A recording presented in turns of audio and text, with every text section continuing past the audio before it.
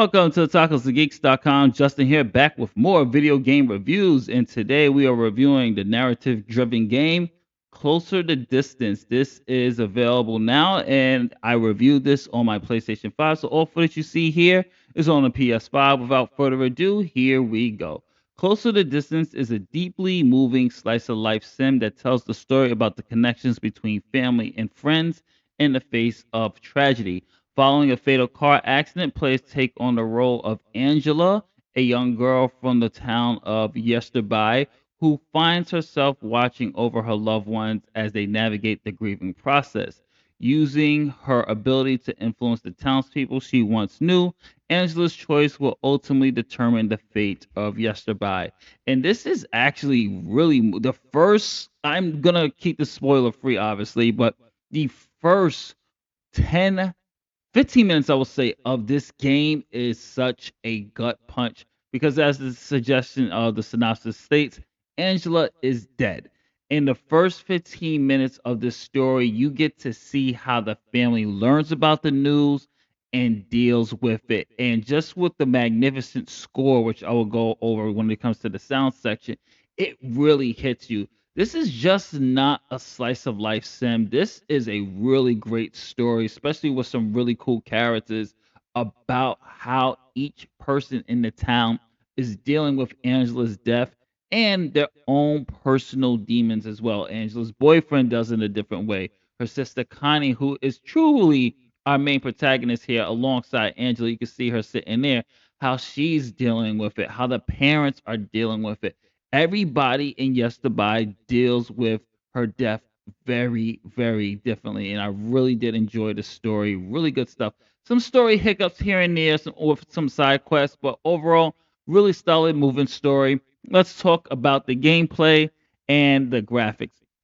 The best way I could describe the gameplay here is The Sims.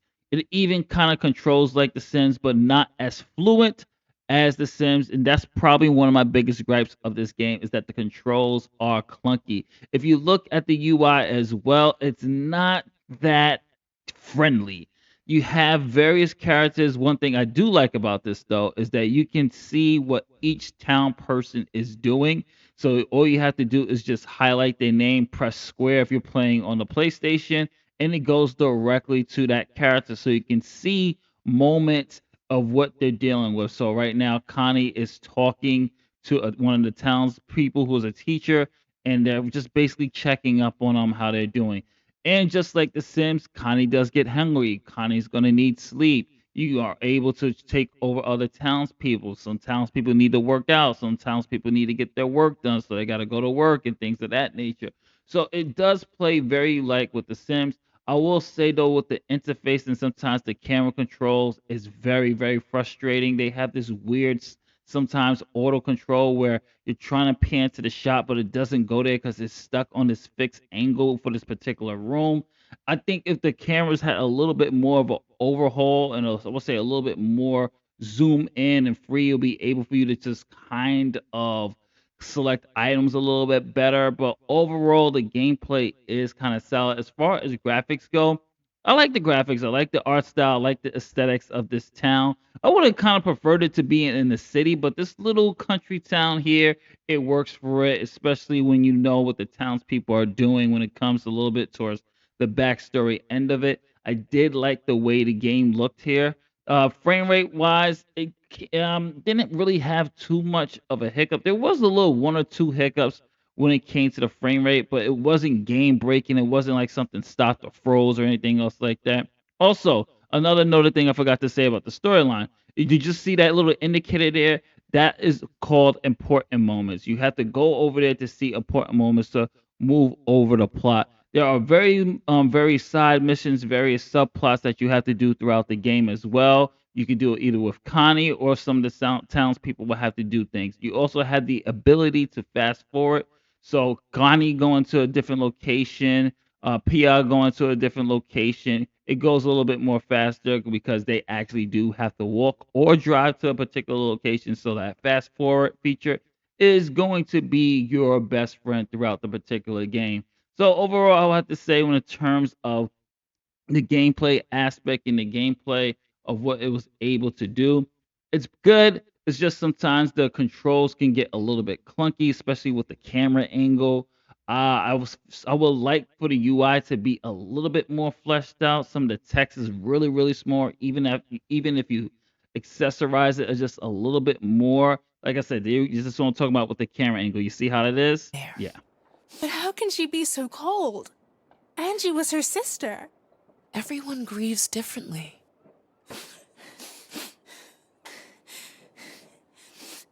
This is all such a bad dream. It is all real. And there's nothing abnormal about how you or Connie feel. I'll wait then. And I'll wait with you. Hey, I was looking for you.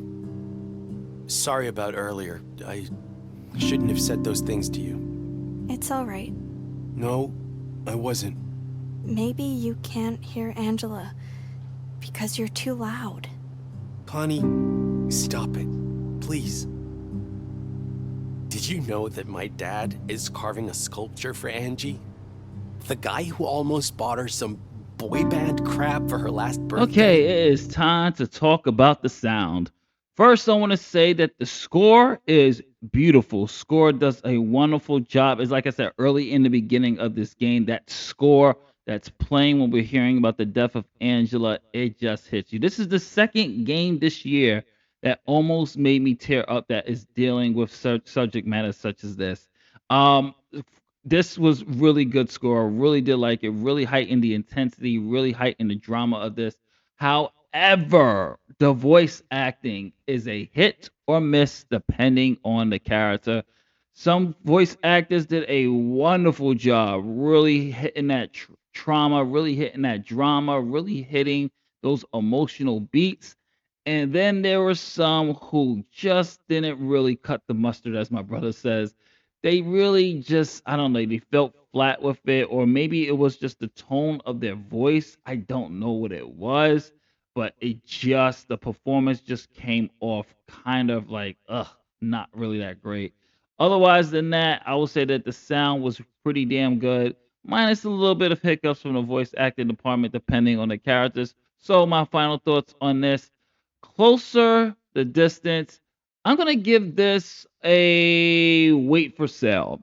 It's a good game. It has a really good story here, even though the story does fall flat in certain side quests and at certain times where they're focusing more on this one particular area, which I won't stress about it right here because it's not a spoiler review.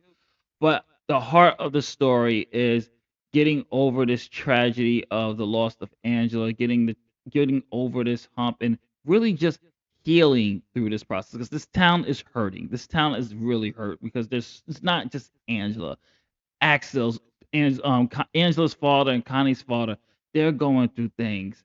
It's just a really good story. I would have to say wait for the sale because the controls can be clunky at times. The voice acting is hit or miss, and sometimes the story towards the end it loses its focus. But when it does bring it back home, it is still a beautiful game. This is Justin from otakusthegeeks.com. I'm going to give this, since you guys like letter grades, I'm going to give this a B minus. Closer to distance. I did enjoy it, but like I said, little hiccups here, little tweaks here, maybe a patch here and there could actually bring this fully full home. But it's a really good game. But this is Justin from otakusthegeeks.com. If you like what we do here, don't forget to like, share, subscribe, hit that notification bell. Helps out the channel tremendously.